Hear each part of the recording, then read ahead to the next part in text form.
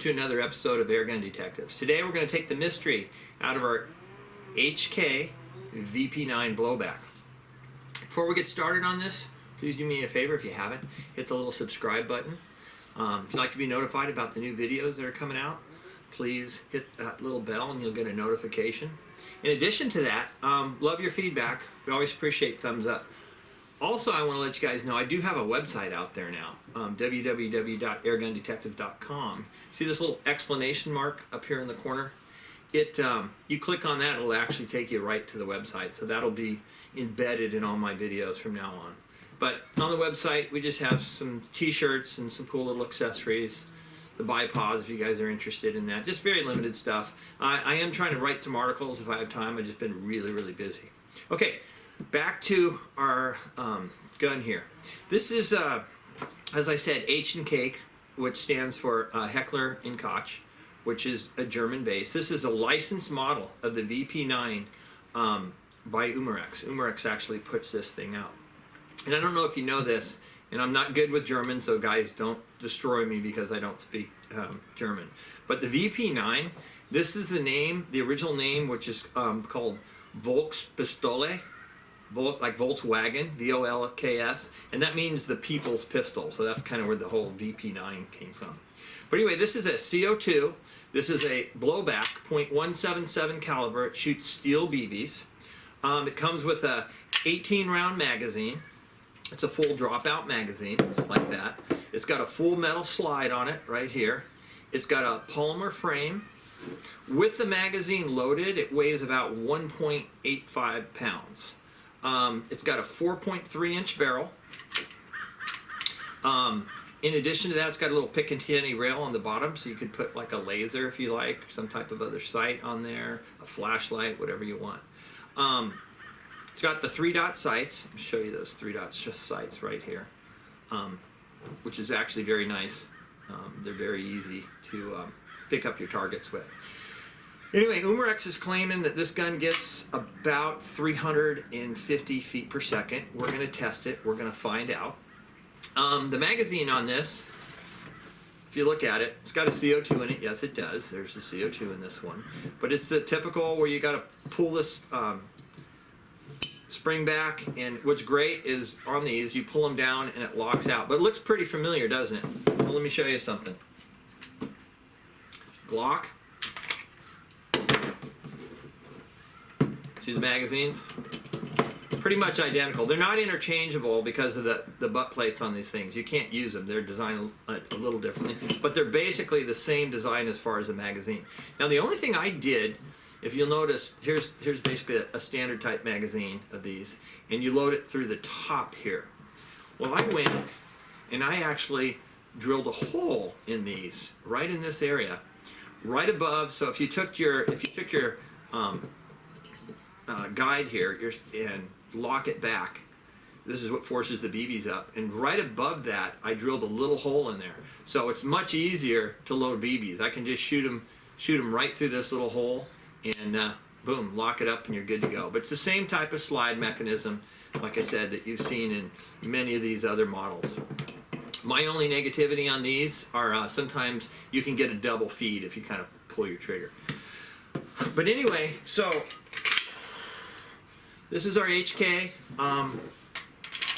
We'll go ahead and test this thing out, see how we do. These things retail for around $80. I've seen them a little higher, a little lower, it just depends. These feel really good in the hand. And anyway, let's go on to the next segment. Let's see how this thing does through our rigorous testing, and then we'll come back and talk about it, and we'll go from there. But it is a good looking gun, as you can see, and so let's move on to our next segment.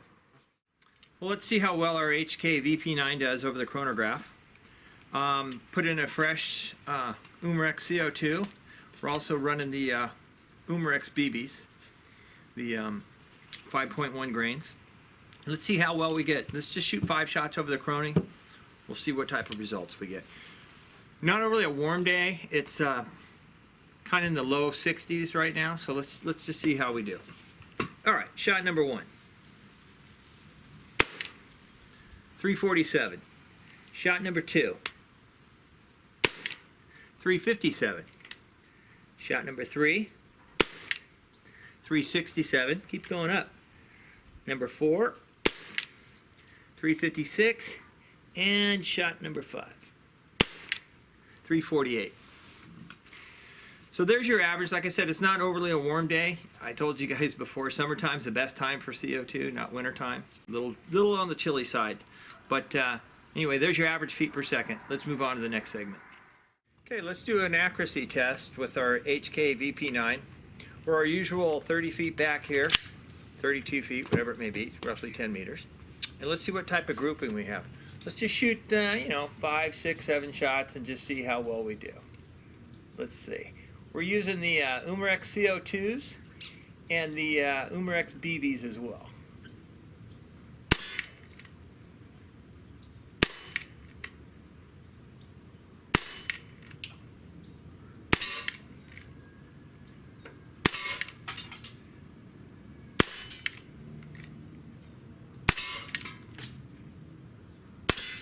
All right, that's enough. Take a quick look at that. Wow, that's a pretty impressive little group. Not bad. Let's move on to the next segment. All right, let's test our HK VP9 and see what type of trigger weight we got. We'll do our little pool test with our Lyman trigger gauge here. Let's see what we got going here. Alrighty.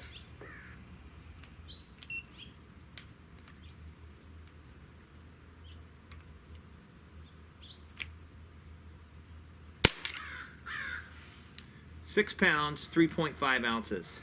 Let's give one more. Real quick. Okay, that was 5 pounds, 11.6 ounces. So, like I said, these triggers sometimes are tough with the little curve in them and what have you to get the little pull gauge on there. So, anyway, so we're averaging 5 pounds, 15 ounces. Not bad. It's actually a pretty good feeling trigger. It really is. Okay, let's move on to the next segment. Well, my favorite section, we're going to do a little plinking with our HK VP9, see how well we do.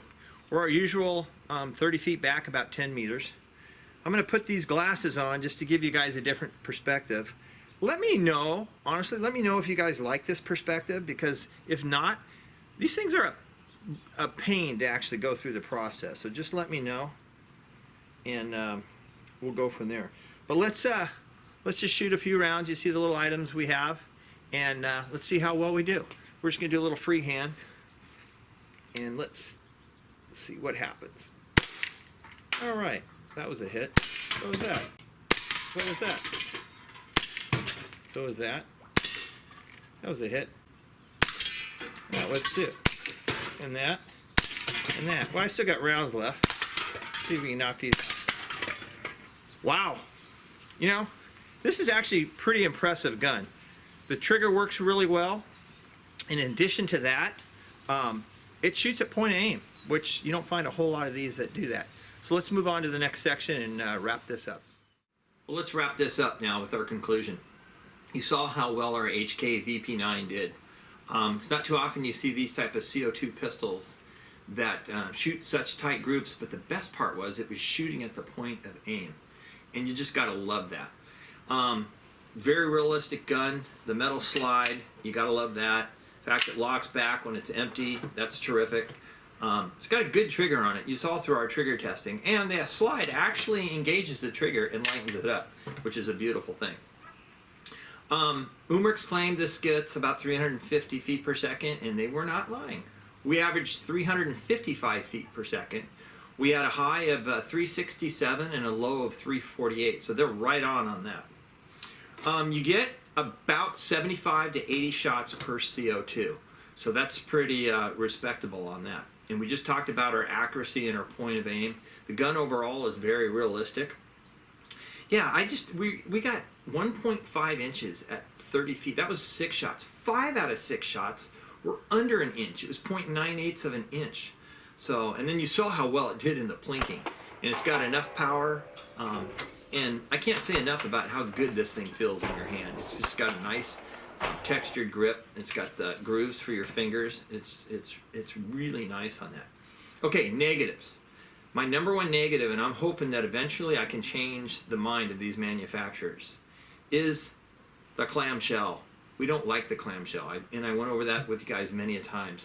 Especially if you collect these guns like I do, I really like to keep them in an original box. The problem is you open up that clamshell, and then you can't really put it back into it. It's not that great. The other negative, this type of magazine, just like I covered with the Glocks, this will have a tendency to double feed. It does have a, you could do that by slightly pulling the trigger and then letting up again. It could double feed, but honestly, that's a very, very small complaint. Other than that, I wish they would, this magazine would come out the way I designed it, as far as putting a hole here to actually fill your BBs. Again, I'll cover that real quick. When you bring this slide down, the BB, it locks into place. Then I just put a little hole right above the pusher here, and it just makes it so much easier to load than rather going to the top. But if those are my negatives, that's very little negatives. I would say this is a must-have. This is a must-have. If you like CO2 BB pistols, if you like accuracy, you're shooting in the mid 300s, you can't ask much more for that.